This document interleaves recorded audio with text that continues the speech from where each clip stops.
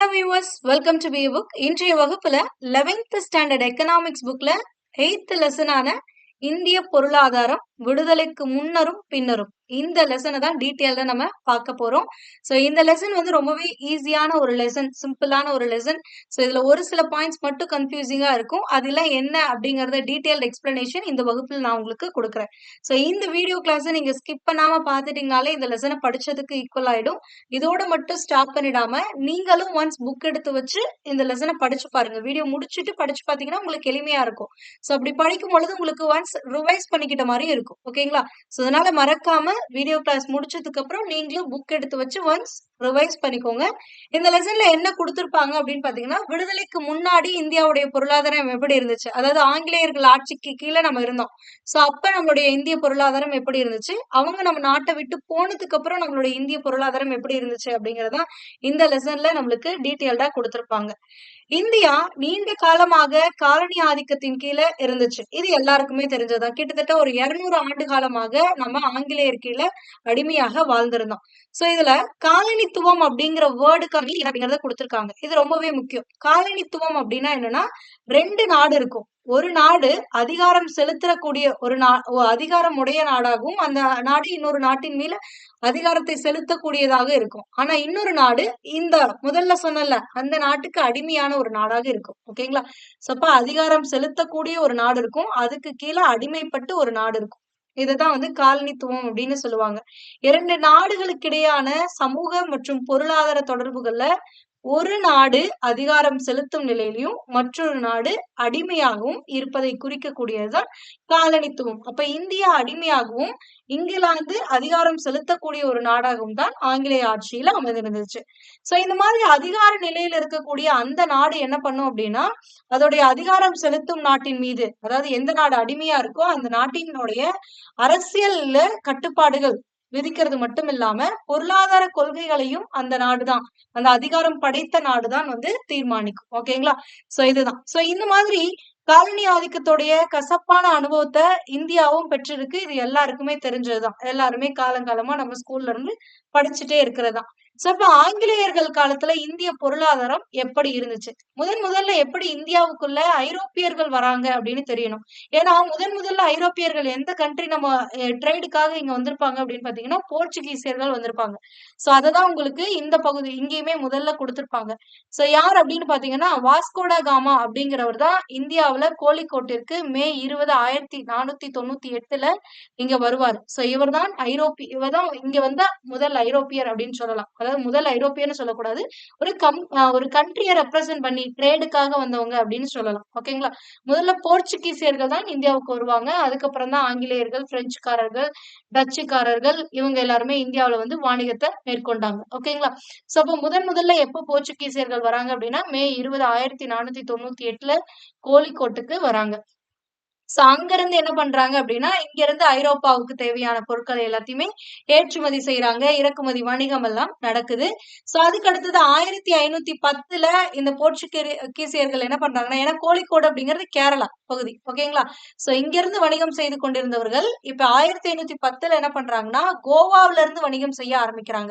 So அப்ப கோவாவுடனும் வணிகம் செய்ய ஆரம்பிக்கிறாங்க. அதுக்கு அடுத்துதான் வந்து யார் வராங்க அப்படின்னா, ஆங்கிலேயர்கள் வராங்க. அதாவது நம்மளை அடிமைப்படுத்திய ஆங்கிலேயர்கள் 1601ஆம் ஆண்டுதான் ஆங்கில கிழக்கிந்திய கம்பெனி, இப்பெல்லாம் எப்படி HCL, இன்போசிஸ் அப்படிலாம் ஒரு நிறுவனம் இருக்குல்ல, சோ அந்த மாதிரி 1601 ஆங்கில கிழக்கிந்திய கம்பெனி அப்படின்னு ஒன்று ஆரம்பிக்கப்பட்டு, அதுக்கு வந்து மகாராணி கிட்ட அனுமதி பெற்றுக்கொண்டு அந்த நிறுவனமானது இந்தியாவுக்கு வணிகம் செய்வதற்காக ஒரு கம்பெனி, இது வந்து ஒரு கம்பெனி அவ்வளவுதான். ஈஸ்ட் இந்தியன் கம்பெனி அப்படிங்கிறது இட்ஸ் அ கம்பெனி, ட்ரேடுக்கான ஒரு கம்பெனி. சோ வணிகம் செய்வதற்காக இந்தியாவுக்கு வராங்க. சோ இவங்க இந்தியாவுல வந்து வணிகம் செய்ய ஆரம்பிச்சுட்டு இந்திய பெருங்கடல் வணிகத்தை தொடங்குறாங்க. அதுங்க என்ன பெருங்கடல் வழி வணிகம் அப்படின்னு பாத்தீங்கன்னா, இந்தியா வந்து மூன்று கடல்களால் சூழப்பட்டிருக்கும். இந்தாண்ட இருக்கக்கூடியது அரபிக்கடல், வங்காள விரிகுடா, கீழே இருக்கக்கூடியது இந்திய பெருங்கடல்.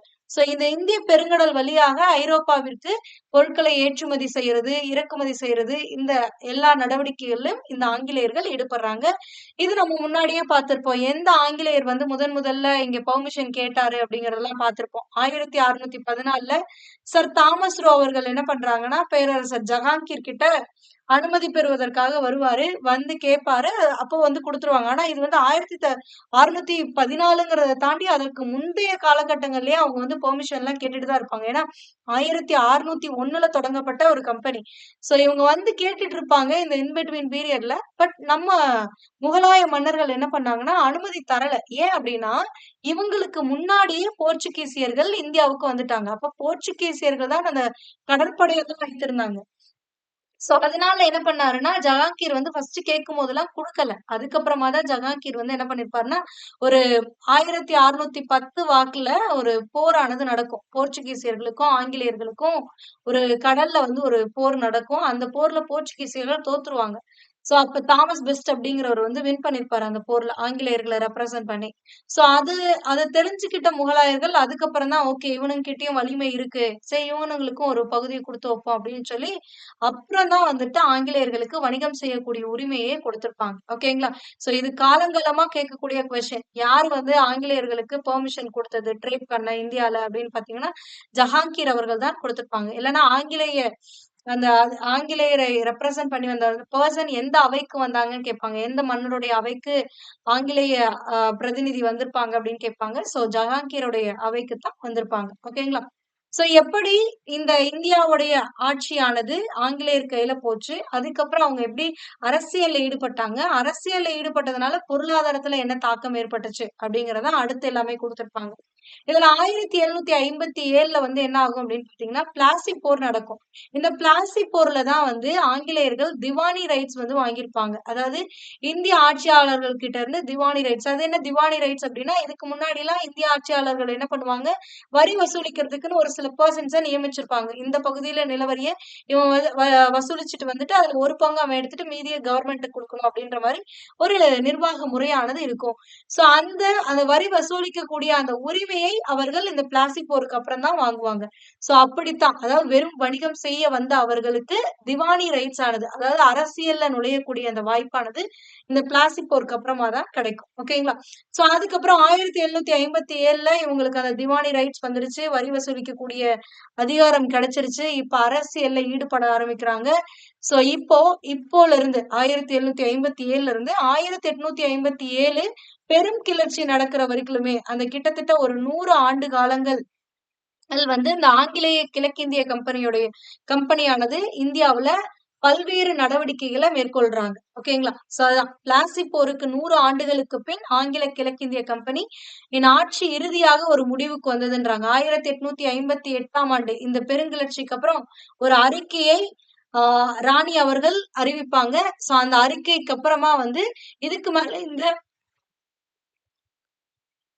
கிழக்கிந்திய கம்பெனியுடைய ஆட்சி இந்தியாவுல இருக்காது. இதுக்கப்புறம் இங்கிலாந்தோடைய நேரடி கட்டுப்பாட்டுக்கு கீழ இந்தியா வந்துரும். அதாவது ஒரு கம்பெனிக்கு கீழ தான் இவ்வளவு நாள் இருந்தோம். இப்போ 1757ல இருந்து 1857 வரைக்குமே ஒரு கம்பெனி தான் நம்மள ஆட்சி பண்ணிட்டு இருந்தாங்க. இங்கிலாந்துல இருக்கக்கூடிய ஒரு வணிக நிறுவனம் நம்மள வந்து இங்க ஆட்சி செஞ்சுகிட்டு இருந்தாங்க. சோ அதுக்கப்புறம் என்ன ஆகுது அப்படின்னா, இந்த போருக்கு அப்புறமா 1858ல இங்கிலாந்து மகாராணியார் என்ன சொல்லிடுவாங்கன்னா, இதுக்கப்புறம் அந்த கம்பெனி இந்தியாவ வந்து ஆட்சி செய்யக்கூடாது. உங்கள வர வச்சுருங்க அப்படின்னு சொல்லிட்டு இங்கிலாந்து பாராளுமன்றத்துல ஒரு தீர்மானம் கொண்டு வருவாங்க. சோ அதன்படி இனி இந்தியாவானது 1857க்கு அப்புறமா நேரடியாக இங்கிலாந்து பாராளுமன்றத்துடைய கண்ட்ரோலுக்கு கீழ வரும் அப்படின்னு சொல்லி ஒரு சட்டம் இயற்றுவாங்க. அதுதான் இங்க குடுத்திருப்பாங்க.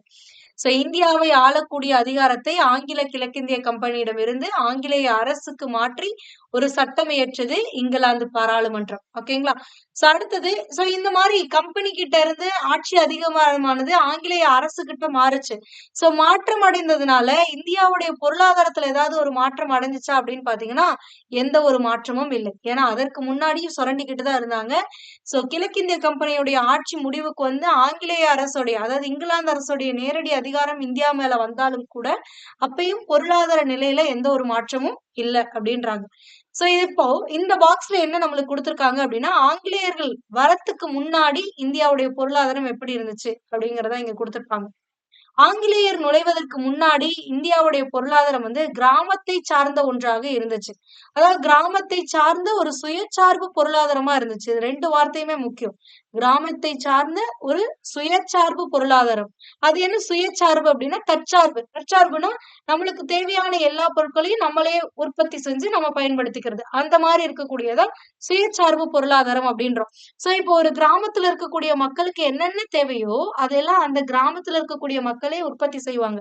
இப்போ ஃபார் எக்ஸாம்பிள் நான் வந்து நெல்லு விளைவிக்கிறேன். இன்னொருத்தங்க ஏதாவது பயிர் வகைகள் விளைவிக்கிறாங்க. எனக்கு குழம்புக்கு ஒரு பயிர் வேணும் அப்படின்னா, நான் விளைவிச்ச நெல்லையோ, கம்பியோ அவங்க கிட்ட ஒரு படி குடுத்துட்டு, அவங்க கிட்ட அவங்க விளைவிச்ச பயிர நான் வாங்கி நான் குழம்பு வச்சுப்பேன். இந்த மாரி. அதுக்கப்புறம் இன்னொரு பகுதிய பார்த்தீங்கன்னா, இப்ப பானை எல்லாம் செய்வாங்க. பானை எல்லாம் வச்சு தானே நம்ம குழம்பு வைக்க முடியும். அன்றைய காலகட்டத்தில பண்டங்கங்கும்போது பானைகள் தானே சொல்லுவோம். சோ இப்போ நான் வந்து பானை வனைக்கிறேன் அப்படின்னா, என்கிட்ட இருந்து ஒருத்தங்க பானைய வாங்கிக்கணும் அப்படின்னா, அவங்க கிட்ட அவங்க விளைவிச்ச ஒரு நெல்லையோ, அல்லது எனக்கு தேவையான உப்போ, அந்த மாரி ஏதாவது ஒரு பொருள குடுத்துட்டு, நான் செஞ்சு வச்சிருக்க பானைய அவங்களுடைய தேவைக்காக வாங்கிட்டு போயிரலாம். ஸோ இது மாரி ஒவ்வொரு குழுவினரும் என்ன பண்ணுவாங்கன்னா, அவங்களுக்கு தெரிஞ்ச தொழிலா சேர்ந்து வைத்திருப்பாங்க. ஸோ அந்த கிராமத்துடைய தேவைகளை பூர்த்தி செய்ற மாரி, எல்லா தேவைகளும் பூர்த்தி ஆகுற மாரி, அங்க எல்லா வகையான தொழில்களும் சிறிய அளவில நடந்துட்டு தான் இருந்துச்சு. ஸோ அந்த மாரி ஒன்றாகத்தான் இந்த கிராமம் ஆனது இருந்துச்சு. சோ அப்படிப்பட்ட ஒரு பொருளாதாரம் தான் நம்மளுடைய இந்திய பொருளாதாரம். எப்போ ஆங்கிலேயருடைய ஆட்சி காலத்துக்கு முன்னாடி. அதுக்கப்புறம் என்ன ஆகுது அப்படின்னு பாத்தீங்கன்னா, ஆங்கிலேயருடைய ஆட்சி காலத்துல தொழிற்சாலைகள் வந்து வளர ஆரம்பிக்குது. சோ இதுவரைக்கும் தேவைக்கேற்ப உற்பத்தி செஞ்சுகிட்டு இருந்தாங்க. அதாவது தங்களுடைய தேவையை பூர்த்தி செய்வதற்கு ஏற்ற அளவு தான் உற்பத்தியானது நடந்துச்சு. ஆனா ஆங்கிலேயர்களுடைய ஆட்சியின் போது என்ன ஆகுதுன்னா, தொழிற்சாலைகள் வருது. இப்ப தொழிற்சாலைகள் வருது அப்படின்னா, நெறைய ப்ராடக்ட்ட வந்து மேனுஃபேக்சர் பண்ண ஆரம்பிச்சாங்க. மேனுஃபேக்சர் பண்ணி இங்க இருக்கவங்களுக்கும் அத விக்க ஆரம்பிச்சாங்க. அதிகமா இருக்கக்கூடிய பொருட்கள என்ன பண்றாங்கன்னா, மற்ற நாடுகளுக்கு ஏற்றுமதி செய்றாங்க. சோ இதனால தொழில்மயமாக்கப்படுது. ஓகேங்களா? சோ இப்ப ஆங்கிலேயர்கள் காலத்துல தான் தொழிற்சாலைகள் அதிக அளவுல தோன்றி, தொழில்மயமாக்கப்படுது தொழில்களானது. ஓகேங்களா? பொருளாதார மற்றும் அமைப்பு ரீதியான இந்த மாற்றம் இந்திய பொருளாதார நிலையை பின்தங்கிய நிலைக்கு தள்ளியது. சிக்கல்கள் அனைத்தும் உடல்நலம், குடியிருப்பு, குழந்தைகள், பெண்கள் நலன், உழைப்பாளர்கள், பொழுதுபோக்கு, குற்றங்கள், சமூக சீர்குலைவு ஆகியவற்றை சார்ந்ததாகவே இருந்தது. இதுல முக்கியமா சொல்லப் போனீங்கன்னா, ஆங்கிலேயர்களுடைய ஆட்சி காலத்துல இந்த தொழில்மயமானதுனால பல்வேறு கைவினை கலைஞர்களுடைய தொழில்கள் பாதிக்கப்பட்டது. இந்திய தொழிலாளர்களுடைய தொழில்கள் பாதிக்கப்பட்டது. அதனால நான் உற்பத்தி பண்ற பொருள இங்க இருக்கக்கூடிய மக்கள் வாங்கல. ஃபாரினர்ஸ் உடைய ஐரோப்பால இருந்து இறக்குமதி செய்யப்படக்கூடிய பொருள் அது 2மே ஒண்ணுதான். இப்ப நானும் ஆடை உற்பத்தி செஞ்சு விக்கிறேன். அவனும் ஐரோப்பால இருந்து ஆடைய கொண்டு வந்து இறக்குமதி பண்றான். இவன் ரூ. 400 குடுக்குறான். நான் ரூ. 600 குடுக்குறேன். சோ அப்ப ஆப்வியஸா மக்கள் யார்கிட்ட இருந்து வாங்குவாங்க அப்படின்னு பாத்தீங்கன்னா, ரூ. 400 விக்கக்கூடிய அந்த வெளிநாட்டு துணிய தான் வாங்குவாங்க. ஏன்னா, அதனால அவங்களுக்கு என்ன ரூ. 200 மிச்சம் பண்ணப்படுது.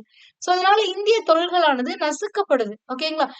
இவன் ஏன் விலை குறைச்சு குடுக்க முடியுது அப்படின்னா, அவன் இயந்திரத்த வச்சு உற்பத்தி செய்றான். ஆனா நம்ம நாட்டுல உற்பத்தி பண்ணக்கூடிய பொருட்கள மனிதர்களை வைத்து உற்பத்தி செய்வோம். சோ அப்படிங்கும் பொழுது மனிதர்கள் வைத்து செய்யும் பொழுது நேரம் அதிக அளவு எடுக்கும். அதனால அவங்களுக்கு கொடுக்கக்கூடிய பணம் அதிகமாகும். அப்ப நான் விற்கக்கூடிய அந்த பொருளுடைய மதிப்பும் என்ன ஆகும்? அதிகமாகும். ஓகேங்களா?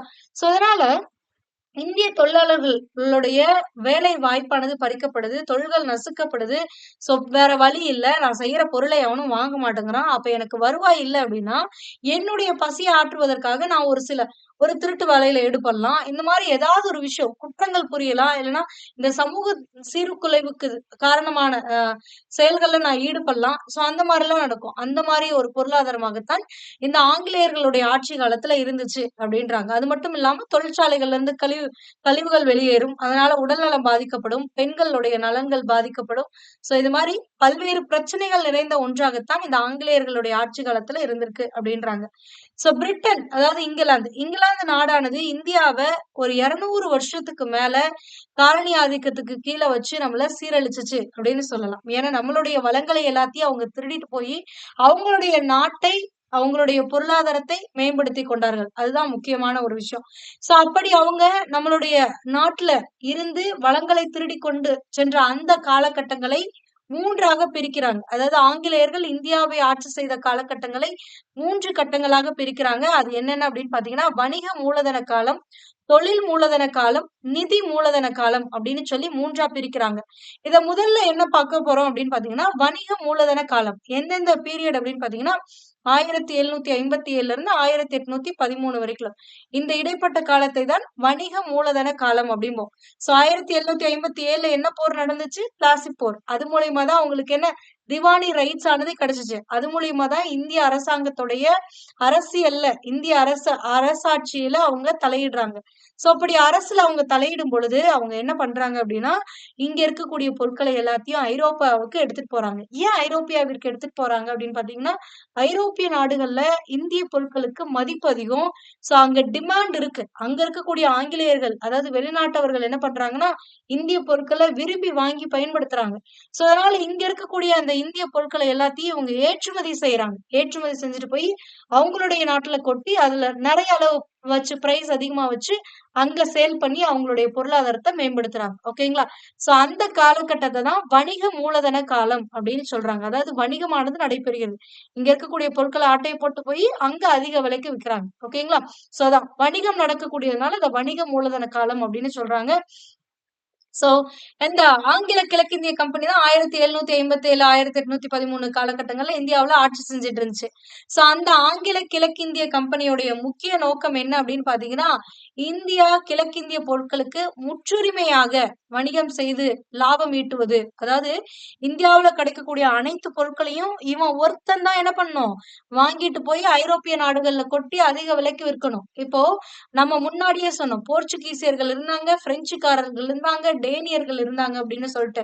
சோ அப்ப எல்லார்கிட்டயும் தான் நம்ம மக்கள் என்ன பண்ணாங்க? அவங்களுடைய பொருட்களை விற்பனை செஞ்சாங்க. ஆனா, இந்த ஆங்கிலேயர்கள் என்ன நினைக்கிறாங்க அப்படின்னா, எல்லா இந்திய பொருட்களையும் நம்ம மட்டும் தான் வாங்கணும். நம்ம வாங்கிட்டு போய் நான் மட்டும் தான் இப்ப 4, 5 கம்பெனி இருக்கு. 1, 2, 3, 4 இந்த 4, 5 கம்பெனில இந்தியாவுல இருக்கக்கூடிய கைவினை கலைஞர்கள் என்ன பண்றாங்கன்னா, அவங்க உற்பத்தி செஞ்ச பொருட்கள எல்லா கம்பெனிக்குமே குடுக்கலாம். கரெக்ட்டா? ஆனா, இப்ப ஆங்கிலேயர் என்ன சொல்றாங்கன்னா, "நீ எல்லாருக்குலாம் குடுக்கக்கூடாது. எனக்கு மட்டும் தான் ஒட்டு மொத்தமா விக்கணும். அத நான் கொண்டு போய் என் கண்ட்ரில ஏன்னா என்கிட்ட மட்டும் இருந்துச்சுன்னா, நான் வைக்கிறது தான் பிரைஸ் அங்க. எங்க ஐரோப்பியால. சோ அப்படிங்கும் பொழுது நான் அதிக அளவு ஒரு லாபத்தை ஈட்டலாம். சோ அதனால எனக்கு அந்த முற்றுரிமை வேணும் அப்படின்றாங்க. அதாவது முழுவதுமாக எனக்கு மட்டும் தான் அந்த பொருள் கிடைக்கணுங்கிற அந்த உரிமையானது வேண்டும் அப்படின்ற ஒரு நோக்கத்தை கொண்டு செயல்பட்டாங்க. சோ இதே காலகட்டத்துல தான் வந்து பிரிட்டன்ல அதாவது 1757, 813 காலகட்டங்கள்ல தான் பிரிட்டன்ல தொழில் புரட்சி ஏற்படுது. அப்போ அந்த தொழில் மூலதன அந்த தொழில் மூலதனத்தை முன்னேற்றுவதற்காக இந்தியாவை வந்து ஒரு சுரண்டல் பிரதேசமாகவும் அவங்க பயன்படுத்திக்கிட்டாங்க.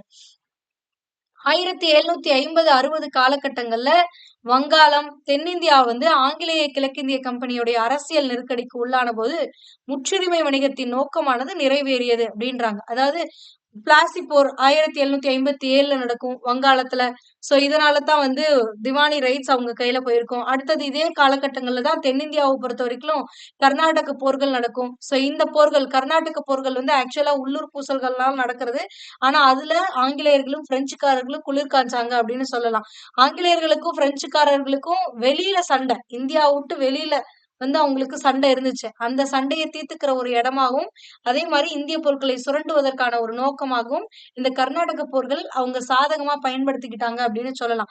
ஏன்னா, ஆற்காடு நவாப் வந்து ஆங்கிலேயர்களுடைய சப்போர்ட்ட வச்சுக்கிட்டும், இன்னும் ஒரு செட் ஆஃப் அதாவது இந்த கர்நாடக நவாப் அப்படிங்கிற அந்த பதவிக்கு வரதுல 2 பேர் போட்டி போடுவாங்க. அதுல ஒருத்தன் இங்கிலாந்து சப்போர்ட் பண்ணுவான். ஒருத்தனுக்கு பிரெஞ்சு சப்போர்ட் பண்ணும். இதுல 2 பேர் மோதிக்கிட்டாங்க. கர்நாடக வார் 2ல. சோ அதுல மோதிக்கும் பொழுது ஆங்கிலேயர்கள் சப்போர்ட் பண்ண அந்த கர்நாடக நவாப் முகமது அலி அவர்கள் பதவியேற்பாரு. சோ அதனால என்ன ஆகும் அப்படின்னு பாத்தீங்கன்னா, எனக்கு வந்து நான் உனக்கு என்னுடைய படைய குடுத்து தானே உன்ன வின் பண்ண வச்சு உன்ன கர்நாடக நவாப்பா மாத்துனேன். அப்ப எனக்கு ஒரு பகுதிய குடு அப்படின்னு சொல்லி கேட்டு வாங்கியிருப்பாங்க. அப்படித்தான் இந்தியாவுடைய பல பகுதிகள் ஆங்கிலேயர் வசம் போணுச்சு. ஒவ்வொரு போர் மூலியமா கொஞ்சம் கொஞ்சமா போய் மொத்த இந்தியாவும் போச்சு. சோ இது எல்லாமே நடந்த காலகட்டம் அப்படின்னு பாத்தீங்கன்னா, இந்த 1750, 60 காலகட்டங்கள்ல தான். சோ அப்படி அவங்களுடைய கையில அந்த திவானி ரைட்ஸ் அந்த அரசியல்ல ஈடுபடக்கூடிய அந்த அதிகாரம் கிடைச்ச உடனே அவங்க என்ன பண்றாங்கன்னா, அந்த பகுதியில உற்பத்தி ஆகக்கூடிய பொருட்கள்ல முற்றுரிமையை பெறுகிறார்கள்.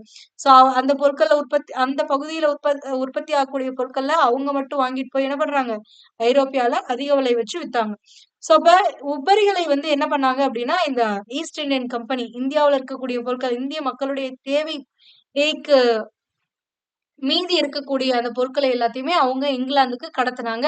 சோ அதனால இந்த வணிகத்தையே இந்திய தலைவர்கள் என்ன சொல்றாங்கன்னா, சுரண்டலோடு தான் ஒப்பிடுகிறார்கள். ஓகேங்களா?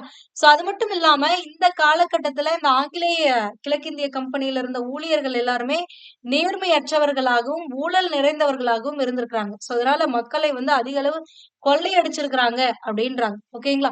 சோ இதுதான் இந்த வணிக மூலதன காலத்துல குடுத்திருக்கிறது. அடுத்தது தொழில் மூலதன காலம் அப்படிங்கிறது 1813ல இருந்து 1858 என்ன இயர்ன்னு ஞாபகம் இருக்கா? ஆங்கில கிழக்கிந்திய கம்பெனியுடைய ஆட்சி முடிவுக்கு வந்து, அதுக்கப்புறம் பிரிட்டிஷோட கைக்கு போற வரைக்கும், அதுக்கு முன்னாடி இருந்த காலகட்டத்த தொழில் மூலதன காலம் அப்படின்னு சொல்றாங்க. சோ இந்த காலகட்டங்கள்ல இந்தியா வந்து எப்படி இருக்கு அப்படின்னா, ஐரோப்பிய பொருட்களுடைய ஒரு சந்தையாக இந்தியா இருந்துச்சு. பிரிட்டிஷ் துணிமணிகளின் சந்தையாகத்தான் இந்தியா விளங்குனுச்சு. ஏன்னா, இங்க இருக்கக்கூடிய வளங்களை எல்லாம் குறைந்த விலை கொடுத்து அவங்க வாங்கிட்டு போயிட்டு மூலப்பொருட்கள் எல்லாத்தையும் ஆங்கிலேயர்கள் என்ன பண்றாங்கன்னா, இந்தியர்கள் கிட்ட இருந்து குறைந்த விலை கொடுத்து வாங்கிட்டு போய் அவங்களுடைய நாட்டுல அந்த பொருட்களை மாற்றி ஒரு முழுமை பெற்று அந்த பொருட்கள கொண்டு வந்து மறுபடியும் இந்தியாவிலேயே கொட்டுனாங்க. அதாவது இப்ப பருத்திய இங்க குறைஞ்ச விலைக்கு வாங்கிக்குவாங்க. வாங்கிட்டு போய் அவங்களுடைய கண்ட்ரில மெஷின்ஸ் எல்லாம் வச்சு அத ஆடையாகவோ, இல்ல பல்வேறு பொருட்களாகவோ தயாரிச்சுட்டு வந்து, அந்த பொருட்கள் எல்லாத்தையும் கொண்டு வந்து இந்திய சந்தையிலேயே கொட்டுவாங்க. சோ அப்படி இந்தியா வந்து ஒரு சந்தையாக அவர்களுக்கு இருந்துச்சு. சோ இதுதான் இங்க குடுத்திருக்காங்க. மலிவு விலையில நம்ம கிட்ட இருக்கக்கூடிய கச்சா பொருட்களை எல்லாம் இங்கிலாந்திற்கு ஏற்றுமதி செய்யப்பட்டு, அத ஒரு முழுமை பெற்ற ஒரு பொருளாக இந்தியாவுல கொண்டு வந்து அதிக விலையில இறக்குமதி செய்றாங்க. ஓகேங்களா? இதனால் இந்தியர்கள் வஞ்சிக்கப்பட்டனர் அப்படின்றாங்க. சோ இந்தியாவுடைய பாரம்பரிய கைவினை பொருட்கள் புறக்கணிக்கப்படுது. இதற்கான காரணம் என்னன்னா, துணிகள்லாம் நேர்த்தியா இருக்கும். இப்ப கைகள்ல நெய்யறதுக்கும், ஒரு மெஷின்ல நெய்யறதுக்கும் டிஃபரன்ஸ் இருக்கும். சோ அந்த மாரி இருக்கும். அது மட்டும் இல்லாம இவங்க அதிக விலைக்கு இறக்குமதி செய்றாங்க அப்படின்னு சொன்னோம்ல. இதுல இன்னொரு விஷயமும் இருக்கு. இவங்க வாங்கிட்டு போனத விட அதிகமான விலையில கொண்டு வந்து இங்க இறக்குறாங்கங்கிறது தான் இங்க மீனிங். ஆனா, இப்ப இந்திய கைவினை கலைஞர்கள் வந்து ஒரு ரூ. 600 ஒரு பொருள விக்கிறாங்க அப்படின்னா, அதே மூலப்பொருட்கள வச்சு இவங்க மிஷின வச்சு உற்பத்தி செய்றனால, இவங்களால இந்த ரூ. 600 கம்மியா இந்தியாவுடைய சந்தையில கொண்டு வந்து இந்த பொருட்கள விற்க முடியும். சோ அதனால தான் இந்த கைவினை கலைஞர்களுடைய பொருட்கள் எல்லாம் புறக்கணிக்கப்படுது அப்படின்னு குறிப்பிட்டிருப்பாங்க. அடுத்தது இந்த நிதி மூலதன காலம். அது என்ன நிதி மூலதன காலம்? தொழில் மூலதன காலம் அப்டின்னா, இங்க இருந்த வளங்களை சுரண்டிட்டு போய் அங்க போட்டு அத முழு பொருளா உற்பத்தி செஞ்சுட்டு வந்து கொண்டு வந்து அவங்களுடைய தொழில்களை பெருக்கினார்கள். அதனால அது தொழில் மூலதன காலம். நிதி மூலதன காலம் அப்டின்னா, அவங்களுடைய வணிகம் வளர்ச்சி அடைவதற்காக, அவங்களுடைய பொருளாதாரம் வளர்ச்சி அடைவதற்காக இந்தியாவுல வரிங்கிற பேர்ல பல வகையான வரிகளை வசூலித்து அவங்களுக்கு தேவையான நிதியை பெற்றுக் கொண்டார்கள். அதத்தான் நிதி மூலதன காலம் அப்படின்னு சொல்லுவோம். சோ இந்த 19ஆம் நூற்றாண்டுடைய இறுதி ஆண்டுகள். அது என்ன 19ஆம் நூற்றாண்டுன்னா 1800ல இருந்து 1899 தான் 19ஆம் நூற்றாண்டுன்னு சொல்லுவோம். இப்ப 1858க்கு அப்புறம் இந்த தொழில் மூலதன காலம் முடிவுற்று, அதுக்கப்புறமா வந்து நிதி மூலதன காலமானது தொடங்குது. அப்ப 1859ல இருந்து 1947 வரைக்கும், அதாவது இவங்க இந்தியாவ விட்டு போற வரைக்கும், ஆங்கில கிழக்கிந்திய கம்பெனியுடைய ஆட்சி முடிவுக்கு வந்து, ஆங்கிலேய அரசுடைய ஆட்சி, நேரடி ஆட்சி இந்தியாவுல இருந்த காலகட்டத்தை தான் நிதி மூலதன காலம் அப்படின்னு சொல்றோம். ஓகேங்களா? சோ இதுதான் நம்மளுடைய 3வது கட்டம். சோ இந்த கட்டங்கள்ல தான் என்ன ஆகுது அப்படின்னா, இந்தியாவுல மேலாண்மை முகமை நிறுவனங்கள், ஏற்றுமதி, இறக்குமதி நிறுவனங்கள், செலாவணி மாற்று வங்கிகள் இது எல்லாமே வந்து தோன்றுது. சோ இது எல்லாமே நிதியில முக்கியமான ஆதிக்கத்த செலுத்துது. இன்னும் சொல்லப்போனா, இந்தியர்கள் மேல பல வரிகளை விதித்து, அந்த வரி பணத்தை இங்கிலாந்து வந்து சுரண்டிட்டு போச்சு அப்படின்னு சொல்லலாம். அது மட்டும் இல்லாம இந்தியால வந்து பல்வேறு ஆ செயல்களையும் அவங்க செஞ்சிருப்பாங்க. பல்வேறு துறைகளை கொண்டு வந்திருப்பாங்க. அதெல்லாம் அவங்களுக்கு ஆதாயமாகத்தான். ஆனா, அது நம்மளுக்கும் ஒரு சில இடங்கள்ல பயன்புரிஞ்சிருக்கு. அததான் இங்க குடுத்திருக்காங்க. இந்திய மூலதனத்தை கொள்ளையடித்து மூலதனம் அப்டின்னா வளமா இருக்கலாம், இல்லன்னா பணமாகவும் இருக்கலாம். 2மே மூலதனம் தான். ஓகேங்களா? இப்போ ஒரு தொழில் செய்றேன் அப்டின்னா, இப்போ நான் வந்து பருத்தி ஆலை வைத்திருக்கேன் அப்டின்னா, எனக்கு பருத்தி அந்த கச்சா பொருளும் மூலதனம் தான். அதை வாங்குறதுக்கு தேவையான எனக்கு பணம் வேணும்ல, அந்த இன்வெஸ்ட்மென்ட்டும் மூலதனம் தான் சொல்லுவோம். ஓகேங்களா? சோ அப்ப இந்த இந்திய மூலதனத்தை கொள்ளையடிச்சு, இந்தியாவுல இருப்பு பாதைகள், சாலை வசதிகள், அஞ்சல் துறைகள், பாசனம், ஐரோப்பிய வங்கி முறை, கல்வி ஆகிய குறிப்பிட்ட பகுதிகள்ல பெரிய அளவுல முதலீடு செய்த பிரிட்டன் முடிவு செய்தது அப்படின்னு குடுத்திருக்காங்க. இது என்ன அப்படின்னா, இந்தியர்கள் கிட்ட வரி வசூலிச்சு அந்த காசுல சாலைகள் அமைச்சாங்க, இருப்பு பாதைகள் அமைச்சாங்க, அஞ்சல் துறை, வங்கி முறைகள் இது எல்லாத்தையுமே கொண்டு வந்தாங்க. இதனால நம்மளுக்கும் ஒரு சில பயன்கள்லாம் இருந்துச்சு. ஓகேங்களா? இருந்தாலும் இந்த பிரிட்டனுடைய இந்த ரயில்வே கட்டமைப்ப என்ன சொல்றாங்க அப்டின்னா, கற்பனை செய்ய முடியாத பொருளாதார பயனில்லா கொள்கை அப்படின்றாங்க. அது ஏன் பொருளாதார பயனில்லா கொள்கைன்னா, பிரிட்டன் வந்து இந்த ரயில்வே கட்டமைப்பை பெருமளவும் எதற்காக பயன்படுத்தியிருக்காங்கன்னா, இந்த போர்கள் செய்வதற்கு ஆட்களை ஒரு இடத்துல இருந்து இன்னொரு இடத்திற்கு கொண்டு போவதற்குத்தான் அதிக அளவு அத பயன்படுத்தியிருக்காங்க. சோ இந்த ரயில்வே பாதைகள் அவங்க அமைச்சதுனால இந்தியாவுடைய பொருளாதாரம் அதிகமாச்சா அப்படின்னு கேட்டீங்கன்னா கிடையாது. இந்தியாவுடைய பொருளாதாரத்துக்கு இது எந்த ஒரு விதத்திலயும் பயனில்லாத ஒன்றாகத்தான் அமைந்தது. ஆனா இங்கிலாந்து பொருளாதாரம் உயர்வதற்கு இது ஒரு முக்கிய காரணமாக இருந்துச்சு அப்படின்னு சொல்லலாம். ஏன்னா, அவங்க நம்மகிட்ட இருக்கக்கூடிய வளங்களை எடுத்துட்டு போய் அவங்க நாட்டுல ஒரு பொருட்களா மேனுஃபேக்சர் பண்ணி மறுபடியும் அந்த பொருட்கள கொண்டு வந்து இந்தியாவுல கொட்டுனாங்க அப்படின்னோம்ல. சோ அப்ப இந்தியாவுடைய பல பகுதிகள்ல அவங்களுடைய பொருட்கள் சென்றடைவதற்கு இந்த ரயில் பாதைகளை அமைத்துக் கொண்டார்கள் அப்படின்னு தான் சொல்லணும். ஓகேங்களா? சோ இத பயன்படுத்திக்கிட்டாங்க. அப்ப அவங்களுடைய பொருளாதாரம் தான் வளர்ந்துச்சே தவிர, இந்தியாவுடைய பொருளாதாரம் வந்து எந்த விதத்திலயும் வளரல. அதனாலதான் பொருளாதார பயனில்லா ஒரு கொள்கை அப்படின்றாங்க. அடுத்தது இந்தியாவின் வரி செலுத்துவோர் இருப்பு பாதை நிர்மாணத்திற்கு நிதி செலுத்தவே நிதி செலுத்த கட்டாயப்படுத்தப்பட்டனர். சோ இந்தியாவுல வந்து இருப்பு பாதை அமைக்கிற பணிக்காக பல்வேறு வரிகளானது விதிக்கப்பட்டது அப்படின்னு தான் கொடுத்திருக்காங்க. ஓகேங்களா? சோ இதுக்கப்புறம் 1858ல என்ன ஆச்சுன்னு சொன்னோம். கிழக்கிந்திய கம்பெனியோட ஆட்சி முடிவுக்கு வந்து ஆங்கிலேய அரசுடைய நேரடி ஆட்சிக்கு கீழே இந்தியா வந்துச்சு. அடுத்தது இந்திய கைவினை பொருட்களுடைய நசிவு காலம். என்ன என்ன அப்படின்னு பாத்தீங்கன்னா, ஆங்கிலேயர்களுடைய காலத்தை தான் இந்திய கைவினை பொருட்களுடைய நசிவு காலம்னு சொல்லலாம். முன்னாடி சொன்ன மாதிரிதான் இந்தியாவுடைய கைவினை பொருட்களுக்கு உலக அளவுல மதிப்பு இருந்துச்சு. நிறைய பேர் விரும்பி வாங்குனாங்க. சோ இதுக்குன்னு ஒரு டிமாண்ட் இருந்துச்சு. அதனால இந்திய பொருட்களை ஏற்றுமதி பண்ணாங்க. சோ இது மாதிரி இந்தியாவில இருந்து ஏற்றுமதி பண்ண பொருட்கள் என்னென்ன அப்படின்னு பாத்தீங்கன்னா, கையால் நெய்யப்பட்ட பருத்தி, அடுத்தது பட்டு ஆடைகள் இது எல்லாமே இந்தியால இருந்து ஃபாரின்ஸ்க்கு வந்து எக்ஸ்போர்ட் பண்ணிட்டு இருந்தாங்க. அது மட்டும் இல்லாம காலிக்கோ துணிகள், அலங்கார பொருட்கள், மரச்சிற்பங்கள், சோ இந்த மாதிரியான கைவினை பொருட்களுக்கு எல்லாத்துக்குமே வெளியில அதாவது நம்ம நாட்டை விட்டு வெளிநாடுகள்ல தேவைகள் இருந்திருக்கு. ஓகேங்களா? சோ அதனால நிறைய பொருட்கள் ஏற்றுமதி செஞ்சுட்டு இருந்தாங்க. எப்போ ஆங்கிலேயர்கள் வரதுக்கு முன்னாடி, அதுக்கப்புறம் அவங்க ஏற்றுமதி பண்ணி அவங்க நிறைய சம்பாதிச்சாங்க. ஓகேங்களா? பாகுபாடான சுங்கவரி கொள்கையினால இந்தியாவுடைய இந்த கைவினை பொருட்களானது நசிவுற்றது அப்படின்னு சொல்லலாம். என்ன அது சுங்கவரி கொள்கை அப்படின்னு பாத்தீங்கன்னா, ஆங்கிலேயர்களுடைய ஆட்சி 1757 அந்த பிளாசி போருக்கு அப்புறம் அவங்க அரசியல்ல தலையிட்ட பொழுது என்ன பண்றாங்கன்னா, பல்வேறு வரிகள வந்து விதிக்கிறாங்க. சோ அப்படி விதிக்கும் பொழுது, இந்த சுங்க வரி கொள்கை அப்படிங்கிறத கொண்டு வராங்க. என்ன அப்படின்னு பாத்தீங்கன்னா, இந்தியாவுல இருந்து ஏற்றுமதி செய்யக்கூடிய பொருட்களுக்கெல்லாம் வரி அதிகம். ஆனா அதுவே வேற ஒரு நாட்டுல இருந்து இந்தியாவுக்கு கொண்டு வந்து இறக்குமதி செய்யக்கூடிய பொருட்களுக்கெல்லாம் வரி குறைவு. சோ இப்படிங்கும் பொழுது ஆங்கிலேயர்கள் அவங்களுடைய பொருட்களை இந்தியாவுல கொண்டு வந்து சேல் பண்றதுக்கு வரி கம்மி. ஆனா நம்மளுடைய பொருட்கள வேற நாடுகளுக்கு நம்ம ஏற்றுமதி செய்யக்கூடிய வரியானது அதிகம். சோ அப்ப இங்க இருக்கக்கூடிய இந்திய வணிகர்களால அந்த வரி அதிகமா இருக்கிறதுனால பல்வேறு நாடுகளுக்கு அவங்களால ஏற்றுமதி செய்ய முடியல. சோ அதனால இங்க கைவினை பொருட்களும் வந்து அழிய ஆரம்பிச்சிருச்சு. ஏன்னா நான் இப்போ ஒரு ப்ராடக்ட மேனுஃபேக்சர் பண்றேன்னா, அதை ஏற்றுமதி செஞ்சு அதை நல்லபடிக்கு சேல் பண்ணி அதுல இருந்து எனக்கு ஒரு லாபம் கிடைக்கணும். என்னால ஏற்றுமதி செய்யக்கூடிய செலவே அதிகமா இருக்கும் பொழுது, நான் எனக்கு அதுல இருந்து ஒரு லாபம் கிடைக்கல அப்படிங்கும் பொழுது, அந்த தொழில நான் என்ன பண்ணிடுவேன்? கைவிட்டுருவேன். சோ அந்த மாரி தான் நடந்திருக்கு. நவாப்போட ஆட்சியும் அரசர்கள் ஆட்சி காலமும் முடிவுக்கு வந்தவுடன் இந்தியாவின் கைவினைப் பொருட்களை காப்பாற்றுவதற்கு எவரும் இல்லாத ஒரு நிலையானது ஏற்பட்டது. ஏன்னா இதுக்கு முன்னாடி நவாப் முகலாயர்கள்லாம் ஆட்சி செஞ்சாங்க. சோ அவங்க எல்லாருமே வந்து இந்திய கைவினை கலைஞர்களுடைய பொருட்களை ஏற்றுமதி செய்யும் பொழுது பல ஆங்கிலேயர்களுக்கு அப்பெல்லாம் தடை இருந்துச்சு. சோ ஆங்கிலேயருக்கு கீழ ஆட்சி போனதுக்கு அப்புறம் தான் இவங்களுடைய நிலைமையானது மாற்றப்பட்டுச்சு. ஓகேங்களா? இந்திய கைவினை பொருட்களால இயந்திரத்துல தயாரிக்கப்பட்ட பொருட்களோட போட்டி போட முடியல. ஆங்கிலேயர்கள் இயந்திரத்தை பயன்படுத்தி பொருட்கள் தயாரித்தாங்க. சோ நேர்த்தியானதாக இருக்கும். ஆனா இங்க இருக்கக்கூடிய இந்திய பொருட்கள் எல்லாம் கைகளால தயாரிக்கப்பட்டது. சோ அதனால போட்டி போட முடியவில்லை. அதனால பிரிட்டிஷாருடைய பொருட்கள் இந்த உள்நாட்டு சந்தைகள்ல அதிகரிச்சுச்சு. ஓகேங்களா? அது மட்டும் எதனால அப்படின்னு பாத்தீங்கன்னா, முக்கியமா இந்த ரயில்வே அறிமுகமானதுனால அவங்களுடைய ப்ராடக்ட்ஸ் எல்லாத்தையும் கொண்டு வந்து இங்க கொட்டிட்டானுங்க அப்படின்னு சொல்லலாம். அடுத்தது இந்திய நில உடைமை முறைகள். அதாவது இந்தியாவுல இருக்கக்கூடிய அந்த நிலங்களுக்கு உரிமையாளர் யாரு? அது யார் நிர்வகிப்பாங்க? அப்படிங்கிறத பத்தினதுதான் இந்த நில உடைமை முறைகள் அப்படிங்கிறது. சோ ஃபர்ஸ்ட் நிலம் யாருக்கு சொந்தமானது? நிலத்துல யார் அறுவடை செய்வாங்க? அந்த நிலத்துல இருந்து வரக்கூடிய வருவாய யார் வந்து அரசுக்கு செலுத்தணும்?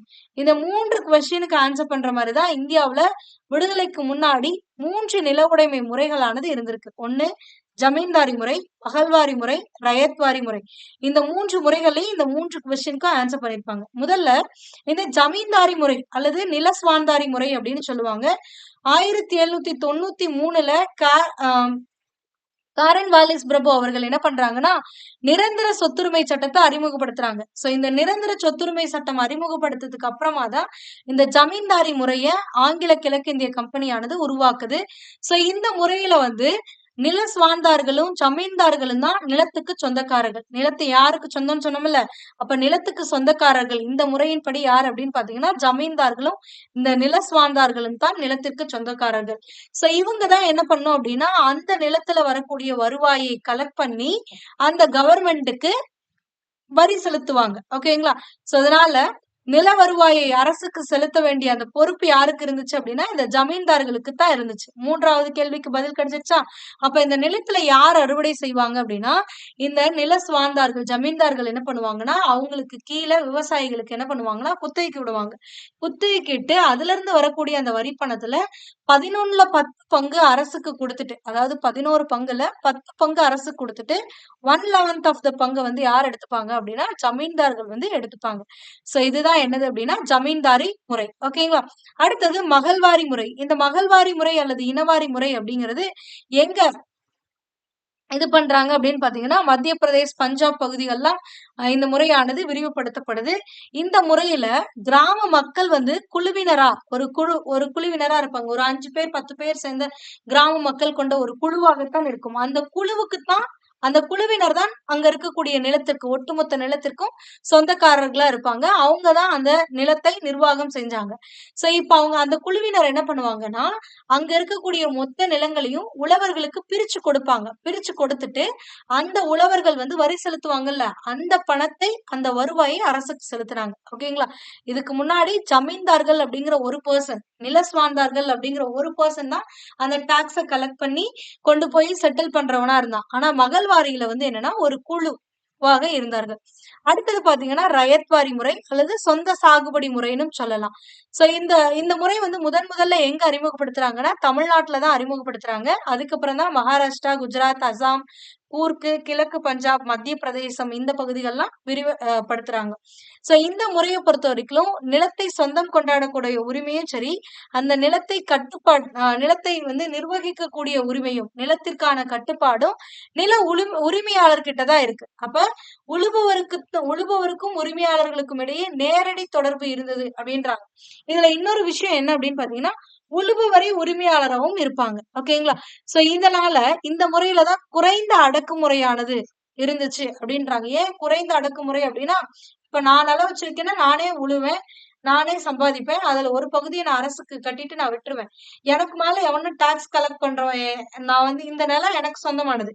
வேற ஒருத்தவங்களுக்கு சொந்தமா இருந்துச்சு அப்படின்னா அவனுடைய அடக்குமுறைக்கு நான் ஆளாகணும். ஓகேங்களா? சோ அதனாலதான் இந்த முறையை சொந்த சாகுபடி முறை அப்படின்னு சொல்லுவாங்க. ஓகேங்களா?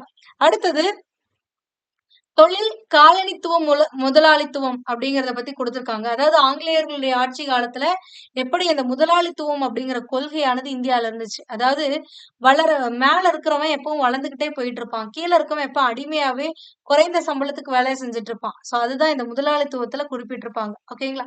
சோ ஆங்கிலேயருடைய ஆட்சி காலத்துல தொழில் மாறுதல் நிலை செயல்பாடு வந்து 2ஆ பிரிக்கிறாங்க. ஒண்ணு இதுல வந்து முதல்ல என்னன்னு பாத்தீங்கன்னா 19ஆம் நூற்றாண்டுல தொழில் வளர்ச்சி அப்படின்னு சொல்லி பிரிக்கிறாங்க.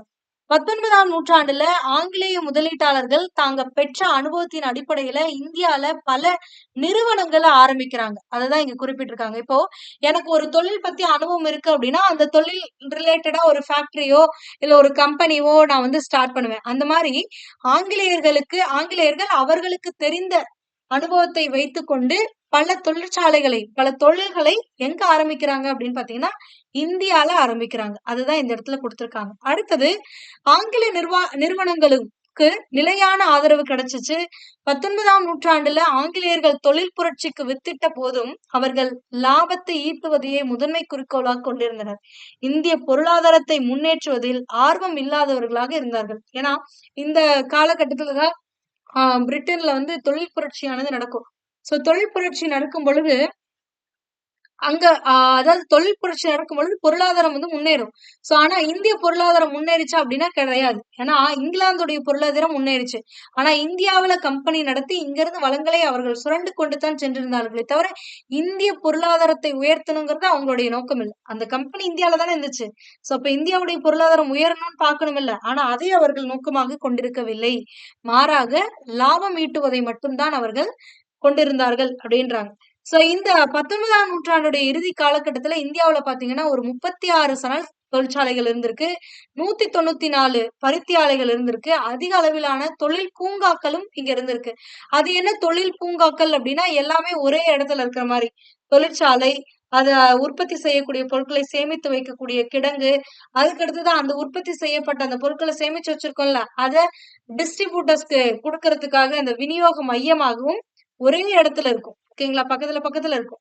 சோ அந்த மாரி இருக்கக்கூடியது தான் வந்து தொழிற்பூங்கா அப்படின்னு சொல்லுவாங்க. அது மட்டும் இல்லாம, இந்த 19ஆம் நூற்றாண்டு காலகட்டங்கள்ல தான் 6 மில்லியன் டன்கள் வந்து நிலக்கரி உற்பத்தியானது அதிக அளவு உற்பத்தி செய்றாங்க, நிலக்கரிய. ஏன்னா, அன்றைய காலகட்டத்துல ரயில்வே அமைப்பெல்லாம் வந்து இந்தியால இன்ட்ரோடியூஸ் பண்ணிட்டாங்க. அப்ப ரயில்களுக்கு நிலக்கரி தேவை. ரயில்களுக்குன்னு இல்லாம மின்சாரம் தயாரிக்க நிலக்கரி தேவை. சோ பல்வேறு தேவைகளுக்காக நிலக்கரி உற்பத்தியானது அதிகரிக்கப்படுது. ஓகேங்களா? சோ இது எல்லாமே எப்போ? இந்த 19ஆம் நூற்றாண்டுடைய காலகட்டத்துல. அடுத்தது 20ஆம் நூற்றாண்டு 2வது கட்டம். இந்த தொழில் மாறுதல்ல 2வது கட்டம் அப்படிங்கும் பொழுது 20ஆம் நூற்றாண்ட குறிப்பிடுறாங்க. 20ஆம் நூற்றாண்டு அப்படின்னு பார்த்தீங்கன்னா, 1990ல இருந்து 1900ல இருந்து 1999 காலகட்டங்கள்ல தான் இந்த 20ஆம் நூற்றாண்டு அப்படின்னு சொல்லுவோம். இதுல முக்கியமானது ஒண்ணு என்னன்னு பார்த்தீங்கன்னா, இந்த 1905ல ஒரு முக்கியமான நிகழ்வு நடக்கும்.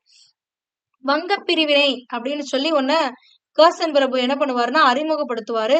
சோ இந்த வங்கப் பிரிவினையினால என்ன ஆகும் அப்படின்னு பாத்தீங்கன்னா, இந்தியாவுல இருக்கக்கூடிய மக்களும் சரி, முக்கிய தலைவர்களும் என்ன பண்ணுவாங்கன்னா, நம்மள பிரித்தாளும் கொள்கைகள பயன்படுத்துறாங்க. அதாவது முஸ்லிம்களையும், இந்தியர்களையும் பிரிக்கிறதுக்காக தான் இந்த வங்கப் பிரிவினைய கொண்டு வந்திருப்பாங்க. கிழக்கு வங்காளம், மேற்கு வங்காளம்னு 2ஆ பிரிச்சு. சோ இதனால என்ன ஆகுது அப்படின்னா, கோபமுற்ற இந்திய தலைவர்கள், இந்திய காங்கிரஸை சேர்ந்தவர்கள்லாம் என்ன பண்றாங்கன்னா, சுதேசி இயக்கத்த கையில எடுக்குறாங்க. 1905ல என்ன பண்றாங்க அப்படின்னா, இந்த வங்க பிரிவினையின் காரணமாக சுதேசி இயக்கத்தை கையில எடுக்குறாங்க. சோ இந்த சுதேசி இயக்கம் அப்படின்னா என்னன்னா, சுதேசி அப்படின்னா நம்மளுக்கு தேவையான பொருட்கள நம்மளே உற்பத்தி செஞ்சுக்கணும். இப்ப இந்தியால இருக்கக்கூடிய மக்களுக்கு தேவையான பொருட்களானது இந்தியர்களால் உற்பத்தி செய்யப்பட்ட பொருட்களா தான் இருக்கணும். நம்ம பயன்படுத்தக்கூடிய எல்லா பொருட்களும் என்னவா இருக்கணும்? இந்தியாவுல உற்பத்தி செய்யப்பட்ட பொருட்களா இருக்கணும். ஏன் அப்படின்னு பார்த்தீங்கன்னா, ஆங்கிலேயர்கள் நம்மள அடிமைப்படுத்துறாங்கல்ல, அப்ப அதுலருந்து நம்ம வெளில வரணும்னா, அவங்களுடைய பொருட்களை முதல்ல புறக்கணிக்கணும். அந்நிய பொருட்களை புறக்கணிக்கும் விதமாகத்தான் இந்த சுதேசி இயக்கமானது கொண்டு வராங்க. அப்ப சுதேசி இயக்கம் கொண்டு வரும் பொழுது, அந்நிய பொருட்கள புறக்கணிக்கிறோம் அப்படின்னா, நம்மளுடைய தேவைகளை பூர்த்தி செய்வது கொள்வதற்காக நம்மளுடைய நாட்டுல பொருட்களானது உற்பத்தி செய்யப்படணும். சோ அப்படித்தான் இந்த தொழிலானது வளர்ச்சி அடைகிறது. அப்ப இந்தியாவுல இந்த சுதேசி இயக்கம் காரணமாகத்தான் தொழில்மயமாதலானது ஊக்குவிக்கப்படுது. ஓகேங்களா? 1914ஆம் ஆண்டு வரைக்கும், அதாவது முதல் உலகப் போர் வர வரைக்குமே இந்த பழைய புதிய நிறுவனங்கள் எல்லாமே முன்னாடியில இருந்தே இருந்த இந்திய நிறுவனங்களும் சரி, புதிதாக இந்த சுதேசி இயக்கத்தினால தோன்றின நிறுவனங்களும் சரி, நல்ல வளர்ச்சி அடையுது. அதுக்கு அடுத்தது இந்த காலகட்டத்துல தான் 70க்கும் மேற்பட்ட பருத்தி ஆலைகள், 30க்கும் மேற்பட்ட சணல் ஆலைகள்லாம் அமைக்கப்படுது.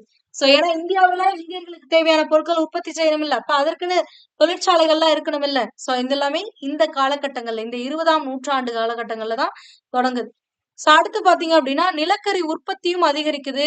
இரும்பு எஃகு தொழிற்சாலைகளுக்கான அடித்தளமும் அமைக்கப்படுது. ரயில்வே அமைப்பு விரிவுபடுத்தப்படக்கூடிய காலகட்டமும் இதுதான். ஓகேங்களா?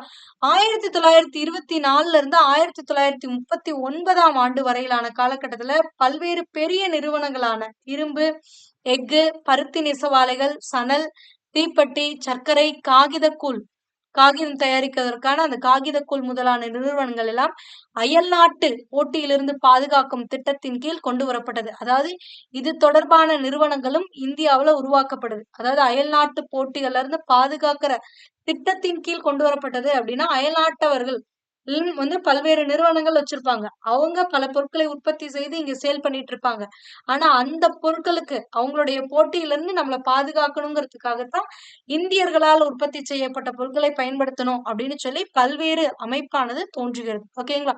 அடுத்தது இது இந்தியாவில் பாதுகாக்கப்பட்ட தொழில்கள் விரிவடைய வழிவகுக்கிறது. இவ்வாறு பாதுகாக்கப்பட்ட தொழில்கள் முழுமையாக இந்திய சந்தையை கைப்பற்றி அயல்நாட்டு போட்டிகளை முழுவதுமாக முறியடிச்சுச்சு அப்படின்றாங்க.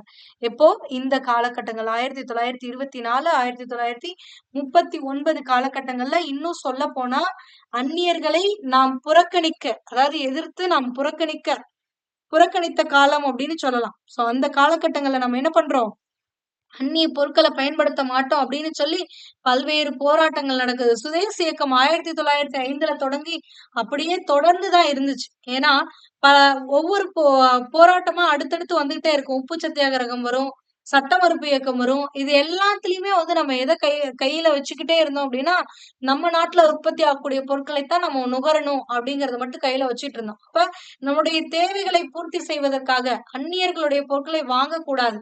அப்ப அவங்களுடைய போட்டியிலிருந்து நம்மளை காத்துக் கொள்வதற்காக நம்மளுடைய தொழிலை, அதாவது அழிந்து வரக்கூடிய அந்த தொழிலை காப்பதற்காக நம்ம என்ன பண்ணோம், பல்வேறு நிறுவனங்களை கொண்டு வந்தோம். ஓகேங்களா? சோ அதனால என்ன ஆகுது அப்படின்னா, அந்நியர்களுடைய அயல்நாட்டு போட்டிகள் முழுவதுமாக முறியடிக்கப்பட்டு நம்மளுடைய தொழில்களானது தொழில்கள் மூலமாக உற்பத்தியான பொருட்களானது இந்திய சந்தையில எல்லா இடங்கள்லயும் இருந்துச்சு அப்படின்றாங்க. ஓகேங்களா? அடுத்தது ஆரம்பத்துல ஆங்கிலேய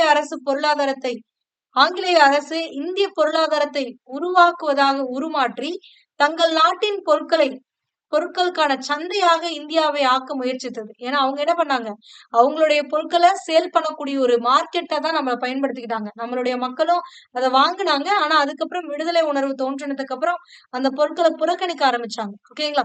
சோ இந்த மாதிரி அவங்களுடைய பொருட்களை நம்மளுடைய நாட்டுல கொண்டு வந்து குறைந்த விலையில விற்கிறதுனால அவங்க நம்மள ஒரு மார்க்கெட்டா யூஸ் பண்ணாங்க. அதனால நம்மளுடைய இந்திய பொருளாதாரமானது நசுக்கப்படுது அப்படின்றாங்க. அடுத்தது ஆங்கிலேய முதலீட்டாளர்கள் இந்தியாவுல இருந்த இந்த சாதகமான புவியியல் காரணிகளை பயன்படுத்தி சணல், தேயிலை, காஃபி, பருத்தி, நெசவு, காகிதம், காகிதக்கூழ், சர்க்கரை போன்ற பல்வேறு தொழிற்சாலைகளை இந்தியாவுல நிறுவுறாங்க. அதாவது ஆங்கிலேய முதலீட்டாளர்கள் இருக்காங்கல்ல, அவங்க கிட்ட இருக்கக்கூடிய அந்த பணத்தை கொண்டு வந்து இங்க இன்வெஸ்ட் பண்றாங்க. இன்வெஸ்ட் பண்ணி தொழிற்சாலைகளை ஆரம்பிக்கிறாங்க. ஏன்னா இங்க பருத்தி, சணல்லாம் அதிக அளவு உற்பத்தி செய்யப்பட்டுச்சு. சோ அதனால அந்த பொருட்களை வைத்து இன்னும் பை ப்ராடக்ட் இதுல இருந்து மதிப்பு கூட்டி, இப்ப பருத்தியில இருந்து பருத்தி ஆடை செய்வோம், நெசவு தொழில் பெருகும். அதே மாதிரி சணல்னா தேயிலை, காஃபி, காகிதம் இதெல்லாமே. சோ இந்த மாதிரி அவங்களுடைய அந்த முதலீட்டாளர்கள் என்ன பண்றாங்கன்னா, இந்தியாவுல பல்வேறு தொழிற்சாலைகளை உருவாக்குறாங்க. சோ இது மட்டும் இல்லாம இந்திய தொழிலாளர்களுடைய உழைப்பும் பெருமளவுல உறிஞ்சப்படுது. அந்த தொழிற்சாலைகள் எல்லாத்துலயும் குறைந்த ஊதியத்திற்காக ஆஹ் வேலைக்காரர்கள், இந்தியாவை சேர்ந்த இந்தியர்கள் குறைந்த ஊதியத்திற்காக பணியமர்த்தப்படுகிறார்கள். சோ அதனால நம்மளுடைய உழைப்பு உறிஞ்சப்படுகிறது அப்படின்றாங்க. ஓகேங்களா? அடுத்தது ஆங்கிலேயருடைய ஆதிக்கத்தினால இந்திய பொருளாதாரத்துல ஏற்பட்ட பிரச்சனைகள் என்ன அப்படிங்கறத கொடுத்திருக்காங்க. ஃபர்ஸ்ட் தொழில்களானது, இந்திய தொழிலானது முடங்குனுச்சு. அதுக்கடுத்து அப்படின்னு பாத்தீங்கன்னா, நம்மளுடைய இந்தியாவுடைய மூலதன ஆக்கத்தை அவங்க குன்ற செய்து அவங்க வளர்ச்சி அடைந்தாங்க. நம்மளுடைய வளர்ச்சியை தடுத்து அவங்க என்ன பண்ணாங்கன்னா வளர்ச்சி அடைந்தார்கள். அது என்ன மூலதன ஆக்கம் அப்படின்னு பாத்தீங்கன்னா, இப்போ ஒரு தொழில் செய்யணும் அப்படின்னா எனக்கு பணமும் தேவை, நான் உற்பத்தி செய்யக்கூடிய பொருட்களுக்கான வளங்களும் தேவை. ஓகேங்களா? சோ இந்த ரெண்டையும் தான் என்னன்னு சொல்லுவோம்னா மூலதனம் அப்படின்னு சொல்லுவோம். இப்ப பணம்ங்கிற ஒரு விஷயம் என் கையில கொஞ்சம் அமௌண்ட் இருந்தா தானே நான் ஒரு தொழில் தொடங்குவேன். என்கிட்ட அமௌண்டே இல்லைன்னா நான் என்ன பண்ண மாட்டேன், தொழில் தொடங்க மாட்டேன்ல. அப்ப பல வரிகளை விதித்து நம்மளுடைய மூலதன ஆக்கத்தை, அதாவது மூலதனத்தை என்ன பண்ணிட்டாங்க, அழிச்சிட்டாங்க. அதனால நம்மளுடைய வளர்ச்சியை தடுத்தார்கள் அப்படின்றாங்க. அது மட்டும் இல்லாம நம்ம கிட்ட இருந்த சொத்துக்கள் எல்லாத்தையும் ஆங்கிலேயர்களுடைய மூலதன முன்னேற்றத்திற்கு நிதி உதவி செய்தன. அதாவது நம்மிடம் இருந்து சுரண்டப்பட்ட சொத்துக்கள். இப்போ சொத்துரிமை அப்படிங்கிற ஒரு விஷயம் எல்லாம் இல்ல. அதாவது மன்னர்கள் ஆட்சி காலத்துல தனி சொத்துரிமை எல்லாம் கிடையாது. மன்னர்கள் என்ன பண்ணாங்க, ஒரு குறிப்பிட்ட பகுதியை விவசாயிகள் ஒரு ஒரு ஜமீன்தார்கிட்டயோ ஒரு ஜாகிர்தார்கிட்டயோ இல்ல ஒரு படையை வைத்திருக்கக்கூடிய ஒருத்தர்கிட்டயோ கொடுப்பாங்க. அவன் என்ன பண்ணுவான்னா குத்தகைக்கு விவசாயி கிட்ட விடுவான். சோ அப்படி விடும் பொழுது அதுல இருந்து வரக்கூடிய வருவாயை வைத்துக்கொண்டு ஆட்சி நடத்திக்கிட்டு இருந்தாங்க. அப்போ நிலத்தின் உரிமையாளன் அப்படிங்கிறவன் அரசன் ஒருவனாகத்தான் இருந்தான். சோ இந்த அரசர்களுடைய ஆட்சி காலங்கள்லாம் இந்த ஆங்கிலேயருடைய ஆட்சி கால தொடக்கத்துல முடிவுற்ற பொழுது என்ன ஆகுது அப்படின்னு பாத்தீங்கன்னா, நம்ம கிட்ட இருந்த எல்லா சொத்துக்களையும் ஆங்கிலேயர்கள் பிடுங்கிட்டாங்க. பிடுங்கி அதை என்ன பண்ணாங்கன்னா பெரிய பெரிய ஆளுங்கிட்ட பணத்தை வாங்கிட்டு இந்த நிலம் உனக்கு சொந்தமானது, இது உனக்கு சொந்தமானது, இது உனக்கு சொந்தமானதுன்னு பட்டா போட்டு குடுத்துட்டானுங்க. சோ அப்ப நம்ம கிட்ட இருந்து சுரண்டப்பட்ட அந்த சொத்துக்கள்னால ஆங்கிலேயர்களுக்கு என்ன ஆகுது அப்படின்னா, அதிக அளவு நிதியானது கிடைக்குது. பணமானது கிடைக்குது. ஓகேங்களா? சோ இது அவங்களுடைய தொழில் வளர்ச்சிக்கு, முன்னேற்றத்திற்கு ஒரு முக்கியமான ஒரு மூலதனமாக இருந்துச்சு அப்படின்றாங்க. அடுத்தது இந்தியர்கள் வந்து பெரும்பாலும் என்ன பண்ணாங்க அப்படின்னா, வேளாண்மையைத்தான் வாழ்வாதாரமாக சார்ந்திருந்தார்கள்.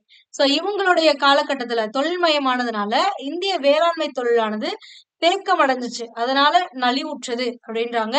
அடுத்தது ஆங்கிலேயர்களுடைய ஆதிக்க காலத்துல தான் வந்துட்டு என்ன ஆகுது அப்படின்னா, நவீன தொழில் வளர்ச்சி ஏற்படுது. நவீன தொழில் வளர்ச்சி அப்படின்னா, கையால தயாரிச்சுட்டு இருந்த பொருட்கள் எல்லாம் இப்ப மெஷின் வந்துருச்சு. சோ இதனால கைவினை கலைஞர்களுடைய தொழில்களானது சரிவடையுது. இன்னும் சொல்லப்போனா நலிவுற்றது அப்படின்லாம். அது மட்டும் இல்லாம, இவங்களுடைய ஆட்சி காலத்துல தோட்டங்கள், சுரங்கங்கள், சணல் ஆலைகள், வங்கிகள், கப்பல் போக்குவரத்து இந்த மாதிரியான துறைகள் எல்லாம் முன்னாடி வந்துச்சு.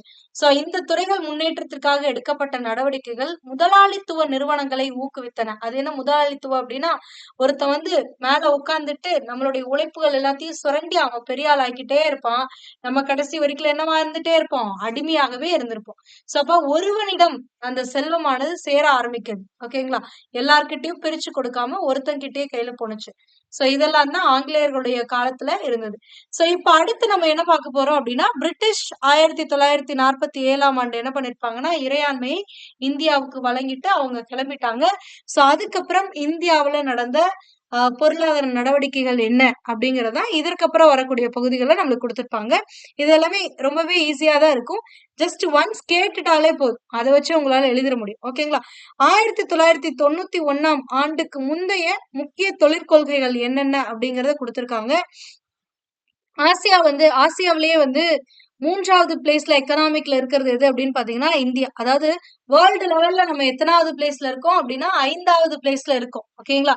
வேர்ல்டு எக்கனாமில இந்தியன் எக்கனாமி வந்து 5th பிளேஸ்ல இருக்கு. அதுவே ஏசியன் எக்கனாமில இந்தியாவுடைய எக்கனாமி எத்தனாவது பிளேஸ்ல இருக்கு அப்படின்னா 3வது இடத்துல இருக்கு. 2க்கும் டிஃபரன்ஸ் தெரிஞ்சுக்கோங்க. வேர்ல்டு லெவல் அப்படிங்கும் பொழுது நம்ம 5th பிளேஸ்ல இருக்கோம். அதுவே கான்டினென்ட் ஆசிய கண்டத்துல மட்டும் அப்படின்னு பார்க்கும்பொழுது நம்ம 3வது இடத்துல இருக்கோம். முதல் இடத்துல யார் இருக்காங்கன்னா சைனா, செகண்ட் ஜப்பான், 3வதா தான் இந்தியாவானது இருக்கு. ஓகேங்களா? சோ 1991க்கு முன்னாடி இந்தியாவுல வந்து தொழிற்கொள்கைகள் என்னென்ன அப்படின்னு பாத்தீங்கன்னா 1956, 1956, 1977, 1980, 1990, 1991. சோ இந்த காலகட்டங்கள்ல ஒரு 6 தொழிற்கொள்கைகளானது முக்கியமானது. சோ இது குறித்து ஒவ்வொன்ன குறித்துமே அடுத்தடுத்து குடுத்திருப்பாங்க. ஒரு நாட்டுடைய பொருளாதார முன்னேற்றம் குறிப்பாக தொழில்மயமாதலைத்தான் சார்ந்திருக்கு அப்படிங்கிறத விடுதலைக்கு அப்புறமா தான் நம்ம புரிஞ்சுக்கிட்டோம். அப்போ நம்மளுடைய நாட்டுல இது குறித்து பல்வேறு கருத்துக்கள் இருக்கு. இப்ப காந்தியடிகள்லாம் என்ன சொல்றாருன்னா, கிராமத்தை சார்ந்ததாகத்தான் இருக்கணும். தொழில்மயமானதா இருக்கக்கூடாதுன்னே அவரு சொல்லியிருக்காரு. ஏன்னா கிராமத்தை சார்ந்ததாக இருக்குன்னா, ஒரு கிராமத்துல அந்த மக்களுக்கு தேவையான பொருட்கள மட்டும் அவங்க உற்பத்தி செஞ்சு அவங்க வாழ்ந்தாங்கனாலே போதுமானது. ஆனா தொழில்மயமாச்சு அப்படின்னா, இந்த முதலாளித்துவம் தொழிலாளித்துவமானது வளரும் அப்படின்ற ஒரு கருத்தானது அவர் முன் வச்சாரு. ஓகேங்களா? ஆனா ஒட்டுமொத்தமா பார்க்கும் பொழுது ஒரு நாட்டுடைய பொருளாதாரம் முன்னேறணும் அப்படின்னா, இங்க தொழில்கள் பெருகணும். தொழில்கள் பெருகுனாதான் உற்பத்தி அதிகமாகும். உற்பத்தி அதனாதான் நம்மளுடைய தேவைக்கு ஏற்ப வச்சுக்கிட்டு மீதி என்ன பண்ணலாம்? ஃபாரின்க்கு எக்ஸ்போர்ட் பண்ணலாம். சோ அதனால நம்மளுக்கு வந்து நெறைய வருமானம் கிடைக்கும் அப்படின்றோம். சோ அதனால தொழில்மயமாதலைத்தான் சார்ந்திருந்தது. விடுதலை அடைந்த போது இந்தியா வந்து ஒரு பலவீனமான தொழில் அடிப்படையை பெற்றிருந்துச்சு. சோ அதனால விடுதலைக்கு அப்புறமா இந்திய அரசு என்ன பண்றாங்கன்னா, ஒரு வலிமையான தொழில் அமைப்பை உருவாக்குவதற்காக முக்கியத்துவம் அளிக்கிறாங்க. சோ அதுக்காகத்தான் இந்த பல்வேறு தொழிற் கொள்கைகளானது கொண்டு வரப்படுது. அப்ப இந்த 1948, 1956 ஆண்டுகள் ஏற்படுத்தப்பட்ட தொழிற்கொள்கை தீர்மானங்கள் சிறிய மற்றும் பெரிய அளவிலான நிறுவனங்களை முன்னேற்றுவதற்கான அவசியத்தை எடுத்து கூறுது. அதாவது இன்னும் சிறிய பெரிய அளவுல நிறுவனங்களானது முன்னேற்றம் அடையணும். கிராம பொருளாதாரமா இருந்தாலாம் முடியாது. ஒரு நாடு வளர்ச்சி அடையணும் அப்படின்றதுக்கான அடிப்படை கருத்துக்கள் எல்லாம் என்னென்ன கொள்கைகள்லாம் பின்பற்றணும் அப்படின்னு சொல்லி இந்த தொழிற்கொள்கையில குடுக்குறாங்க. இதுல 1948ஆம் ஆண்டு வந்த தொழிற்கொள்கை தீர்மானம் என்ன அப்படின்னு பார்க்கலாம். இந்திய அரசு தொழில்மயமாதலின் குறிப்பிடத்தக்க பங்களிப்பை உணர்ந்தது. அதுக்கப்புறம் தான் இந்த 1948 தொழிற்கொள்கை தீர்மானமானது வருது.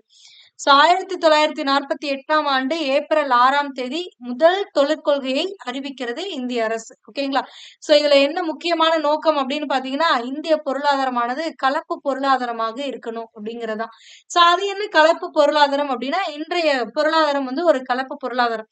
அதாவது ஒட்டுமொத்த நிறுவனங்களையும் அரசுடைய கட்டுப்பாட்டுல மட்டும் இல்லாம, ஒரு சில தொழில்கள் தனியார் மயமாக்கலயும் இருக்கலாம் அப்படின்றோம். ஏன்னா இப்பல்லாம் பல தொழில்கள் தனியார் கையில இருக்கு. பல தொழில்கள் வந்து அரசுடைய கையில இருக்கு. அப்ப அரசுக்கான ஒரு சில தொழில்களும் இருக்கும். அண்ட் அதே டைம்ல வந்து தனியாருக்குன்னு ஒரு சில தொழில்கள்லாம் இருக்கும். 2ம் சேர்ந்தது, கலந்தது தான் இந்த இந்திய பொருளாதாரம். அதத்தான் வந்து கலப்பு பொருளாதாரம் அப்படின்னு சொல்றோம்.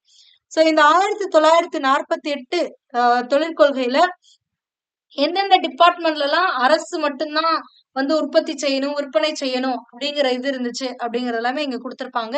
மைய அரசுடைய முற்றுரிமை எது எதுல அப்படின்னா, ரயில்வே, ராணுவ தளவாடங்கள், அணு ஆற்றல், தபால் துறை போன்றவை இந்திய அரசின் முற்றுரிமையாக இருந்தது. அதாவது மத்திய அரசு மட்டும் தான் இந்த துறைகள் எல்லாம் வந்து உற்பத்தியோ அல்லது விற்பனையோ அல்லது முன்னேற்றமோ பண்ணணும். இப்ப அணு ஆற்றல்னா அணு ஆயுதங்கள்லாம் யார் மட்டும் தான் தயாரிக்கணும்? ஒரு கவர்மெண்ட் மட்டும் தான் தயாரிக்கணும்.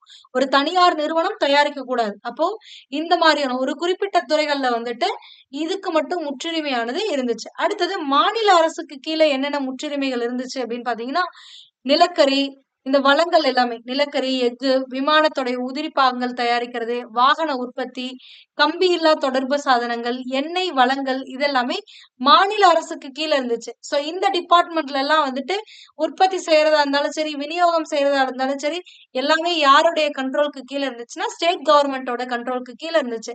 சோ இந்த மாதிரி central government and state government இந்த 2க்கு கீழ இருக்கக்கூடிய துறைகள் இல்லாம மீதி இருக்கும் பாருங்க. அந்த துறைகள்லாம் என்ன பண்ணலாம்னா, தனியாரோ அல்லது கூட்டுறவு அமைப்புகளோ அந்த தொழில்கள்ல எல்லாம் ஈடுபடலாம். இப்ப வந்து இந்த 2லயுமே பருத்திங்கிறது இல்லல்ல. சோ அப்ப நெசவு தொழில்லாம் வந்து எந்த ஒரு தனியார் ஆளுகளும் எடுத்து செய்யலாம். உணவுத்துறையில அந்த மாரி மத்த துறைகள்லாம் தனியாரா வந்து எடுத்து செய்ய முடியும். ஓகேங்களா? சோ அடுத்தது இந்தியாவுல தொழில்கள் வந்து 4 வகைகளா பிரிக்கிறாங்க. 1 மூலத்தொழில். மூலத்தொழில் அப்படிங்கிறது பொதுத்துறையினால, அதாவது கவர்மெண்ட்னால ரன் பண்ணக்கூடியது. அடுத்தது பொதுத்துறையும், தனியார் துறையும் சேர்ந்து பண்ணக்கூடியது முக்கியமான தொழில்கள். அடுத்தது 3வதா கட்டுப்படுத்தப்பட்ட தனியார் துறை. தனியார் துறையுமே வந்து அரசாங்கமானது என்ன பண்ணும்னா கட்டுப்படுத்தும். இதெல்லாம் நீங்க பண்ணலாம். ஒரு எக்ஸ்ட்ரீமுக்கு மேல போக்கூடாது அப்படின்னு சொல்லிட்டு. அதுக்கு அடுத்தது தனியார் துறை, கூட்டுறவு நிறுவனங்கள். இதெல்லாமே சேர்ந்தது தான் 4வது. அடுத்தது சிறிய அளவிலான இந்த குடிசை தொழில்களை பாதுகாக்கிறதுக்கான முயற்சிகளையும் இந்த தொழிற்கொள்கையில குடுத்திருந்தாங்க. அது மட்டும் இல்லாம இருப்பு பாதைகள், இரும்புத்தாது முதலான கனிம வளங்களுக்கான சிறப்பு உரிமைகள் வந்து மாநில அரசுக்கும், மத்திய அரசுக்கும் முழு உரிமை பெற்று இருந்துச்சு. ஆனா இப்பல்லாம் இது கிடையாது. இப்பல்லாம் வந்து முன்னாடி இருந்த பல டிபார்ட்மெண்ட்ஸ் வந்து தனியார் மயமாக்கிட்டாங்க. ஓகேங்களா? இந்திய அரசு பிற நாடுகளிலிருந்து கிடைக்கக்கூடிய வெளிநாட்டு முதலீட்டின் முக்கியத்துவத்தை ஊக்குவித்தாலும், அதன் முழு கட்டுப்பாடும் இந்தியர்களின் கரங்களிலே இருக்க வேண்டும் என்றும் முடிவு செய்தது. அதாவது, இப்ப ஃபாரினர் வந்து இங்க வந்து இன்வெஸ்ட் பண்றான் அப்படின்னாலுமே, அவன் இன்வெஸ்ட் பண்றாங்கிறதுனால அந்த மொத்த நிர்வாகமும் அவனோட கைக்கு எப்பயும் போயிறக்கூடாது. எப்பவுமே இந்தியர்களுடைய கையில தான் இருக்கணும். அதுல அவன் வந்து இன்வெஸ்ட் பண்ணிக்கலாம் அப்படிங்கிற ஒரு இத வந்து வச்சுட்டு இருந்தாங்க. ஓகேங்களா? அதுக்கு அடுத்தது 1956 தொழிற்கொள்கை தீர்மானம் தான் அடுத்து குடுத்திருக்காங்க. இதுல என்ன குடுத்திருக்காங்க அப்படின்னு பாத்தீங்கன்னா, 1956வது தொழிற்கொள்கையானது மகளனோ பிசின் வளர்ச்சி மாதிரியின் அடிப்படையில அமைக்கப்பட்டது. இது கேட்கலாம். மகளனோ பிசின் வளர்ச்சி மாதிரி அடிப்படையில தான் இந்த தொழிற்கொள்கையானது அமைக்கப்பட்டுச்சு. இது நீண்ட கால பொருளாதார வளர்ச்சிக்கு கனரக தொழில்துறையுடைய முக்கியத்துவத்தை உணர்த்தியதுதான் இந்த தொழிற்கொள்கை 1956. ஓகேங்களா? 1956ல் தொழில்கள் 3 வகையாக பிரிக்கப்பட்டுச்சு. ஒரு 17 தொழில்கள், அதாவது ரயில்வே, வான்வழி போக்குவரத்து, ராணுவ தளவாடங்கள், வெடிமருந்துகள், இரும்பு, எஃகு, அணு ஆற்றல் இந்த தொழில்கள் எல்லாம் இது மாரி இருக்கக்கூடிய ஒரு 17 தொழில்கள் வந்து மத்திய அரசுடைய கண்ட்ரோலுக்கு கீழ கொண்டு வந்திருந்தாங்க. அடுத்தது ஒரு 12 தொழில்கள் மாநில அரசுடைய கண்ட்ரோலுக்கு கீழ கொண்டு வந்திருந்தாங்க. சோ இந்த 12 பிளஸ் ஒரு 19 இந்த 29 இல்லாம மீதி இருக்கக்கூடிய தொழில்கள் எல்லாமே 3வது பிரிவானது. அதாவது தனியார் துறையோ அல்லது ஒரு தனியார் துறையும், அரசு துறையும் சேர்ந்தோ செயல்படலாம். மற்ற துறைகள் எல்லாத்துலயுமே. ஓகேங்களா? ஆனா இந்த 17ல மத்திய அரசு மட்டும் தான் என்ன பண்ண முடியும்? எல்லா டெசிஷனையும் எடுக்க முடியும். இந்த 12ல மாநில அரசு. மத்தது எல்லாத்துலயும் தனியாரும் பண்ணலாம். சம்டைம்ஸ் கவர்மெண்ட்டும் வளர்ச்சிக்காக அத வந்து பண்ணலாம். அதுக்கு எந்த ஒரு தடையும் இல்ல. ஓகேங்களா? அடுத்தது 1956 இந்த தொல்கொள்கை தீர்மானமானது பொதுத்துறைக்கு முக்கியத்துவம் கொடுக்குது. அதாவது மத்திய அரசுடைய கண்ட்ரோல்ல தான் வந்துட்டு பல துறைகள் இருக்கணும் அப்படின்னு சொல்லி அந்த முக்கியத்துவத்தை கொடுக்குது. அடுத்தது குடிசைத் தொழில்களையும், சிறு தொழில்களையும் ஊக்குவிப்பதற்காக மானியங்கள் அளிக்கிறாங்க. பெருமளவு உற்பத்தி நிறுவனங்களின் உற்பத்தியை கட்டுப்படுத்துவதற்காக பல்வேறு விதமான வரிகளையும் அரசு விதிக்கிறாங்க. இதுவுமே வந்து ரொம்ப முக்கியமானது. உற்பத்திய இப்ப அதிகப்படுத்தினா நம்மளுக்கு நல்லது தானே அப்படிம்போம். ஆனா ஒரு பக்கம் வளங்களை குறைக்கிறோம். உற்பத்தி அதிகமாகும் பொழுது நம்ம கிட்ட இருக்கக்கூடிய வளங்கள் குறையும். சோ அதுவும் பாதகமான ஒரு சூழ்நிலை தான். சோ அதனால என்ன பண்றாங்கன்னா, ஆ தேவைக்கேற்பத்தான் அந்த உற்பத்தி இருக்கணும். அப்படிங்கும்பொழுது பல டாக்ஸ போட்டோம்னு வச்சுக்கோங்களேன், உற்பத்தி பண்றதுக்கு டாக்ஸ் எல்லாம் விதிச்சோம்னா, அவன் என்ன பண்ணுவான்? உற்பத்தி கண்ட்ரோல் ஆகும். ஓகேங்களா? சோ அதுதான். அப்ப உற்பத்தியை கட்டுப்படுத்துவதற்காக பல்வேறு விதமான வ வரிகளை அரசானது விதிச்சுச்சு. ஓகேங்களா? சோ இதெல்லாம் தான் வந்து இந்த 1956 தொல்கொள்கையில இருந்துச்சு. அடுத்தது 1991 தொழிற்கொள்கை தீர்மானம். இதுல என்ன பண்றாங்க அப்படின்னா, இந்தியாவ வந்து இந்திய பொருளாதாரத்த வந்து உலகமயமாக்கல் மூலமாக அங்காடியை திறந்து விடுதல் ஆகும் அப்படின்றாங்க. அதாவது இந்த பொருளாதாரத்துடைய முக்கிய நோக்கம் அப்படின்னா, இந்திய பொருளாதாரத்தை உலகமயமாக்கணும். அப்ப உலகமயமாக்கணும் அப்படின்னா, இந்திய பொருட்கள் உலகத்துல இருக்கக்கூடிய எல்லா நாடுகளையும் அடையணும். அப்போ நம்மளுடைய கடைய வந்து எல்லாருக்கும் ஓப்பன் பண்ணி விடணும் அப்படின்றாங்க. சோ அதுதான். சோ இதன் மூலம் இந்திய அங்காடிக்கு ஒரு புதிய திசையை வழங்குவதாகும். பணவீக்கத்தை குறைப்பதிலும், அதாவது புதிய பொருளாதார கொள்கை பொருளாதார வளர்ச்சியை விரைவுபடுத்தி, பணவீக்கத்தை குறைப்பதிலும், அந்நிய செலாவணி இருப்புகளை அதிகரிப்பதிலும் அதிக கவனம் செலுத்தியது. ஓகேங்களா? சோ இப்போ நான் வந்து அமெரிக்காக்காரங்கிட்ட ஏதாவது ஒரு பொருள வாங்குறேன் அப்படின்னா, நான் அவனுக்கு எப்படி பே பண்ணணும்? டாலர்ல பே பண்ணணும். அப்ப என்கிட்ட போதிய அளவுக்கு அந்நிய செலாவணி இருந்தா மட்டும் தான், என்னால இறக்குமதி பண்ண முடியும். அப்ப அந்த அந்நிய செலாவணி இருப்புகளை அதிகரிக்கிறதுலயும் சரி, பணவீக்கத்தை குறைப்பதிலயும் இந்த தொழிற்கொள்கை, புதிய தொழிற்கொள்கையானது முக்கியத்துவம் செலுத்துச்சு அப்படின்றாங்க. ஓகேங்களா?